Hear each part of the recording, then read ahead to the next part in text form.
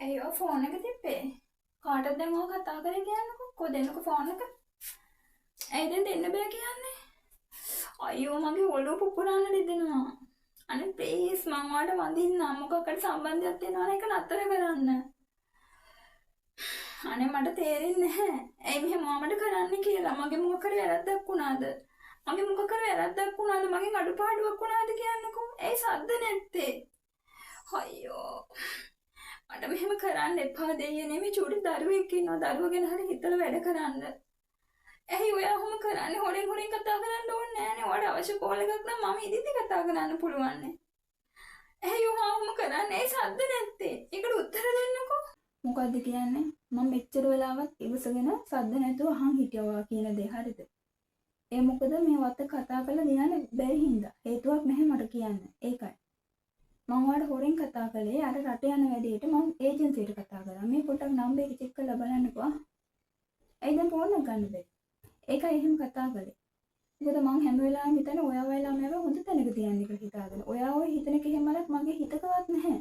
මේක මට එහෙම කරන්න තරම් මගේ හිත ජරා නැහැ. ඒකවත් තේරුම් ගන්න සෙව්වන්නේ.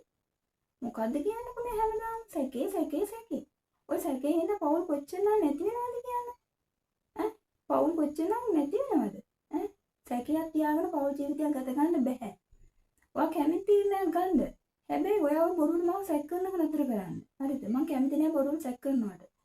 ඔයා බලන්නකෝ දැන් මේ වෙලාවට දැන් මේ වෙලාවත් එක්ක බලනවා මම කාටද කෝල් කරන් තියෙන්නේ කෝ අරන් බලන්න මේ ඒජන්සි නම්බර් එක තියෙනවා. අරන් බලන්න.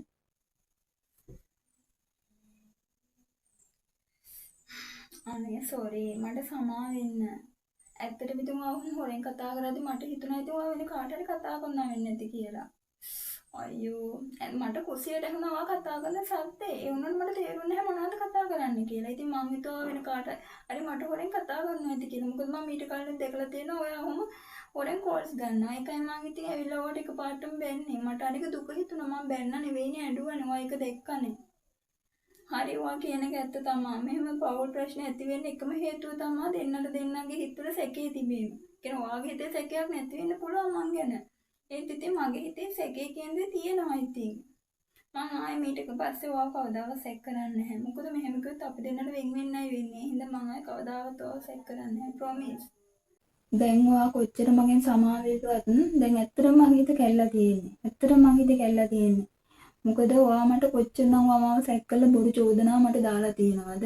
දැන් සමා වෙලවල මගේ හිත කැඩලා තියෙන්නේ. කැඩිච්ච හිත දැන් හදාගන්න ටික කාලයක් ඇයි. හරිද? ඒකට සෝරි ඇත්තටම. මොකද ඔයා බොරුවට මට ගමනක් යන්න නැහැ. මට යාළුවෙක් ආශ්‍රය කරන්න නැහැ. මම ඔයා හින්දා කොච්චර දේවල් නම් අතෑරියද? ඒ මතැරලා තුවත් එක මෙහෙම ජීවත් වෙන එකට මම සතුටු වෙන්නේ. බොරුවට ඔයා සැක කර හැමදාම මේව කරනවා. කිසිම පෞල් ජීවිතයක් සාර්ථක නැහැ හිතේ සැකේ තියාගෙන. හරිද? මට මේ පුංචි දරුවෙක් ඉදිදී මට වෙන කෙනෙක්ට කතා ගන්න ඇත්තටම උවමනාවක් නැහැ. හරිද?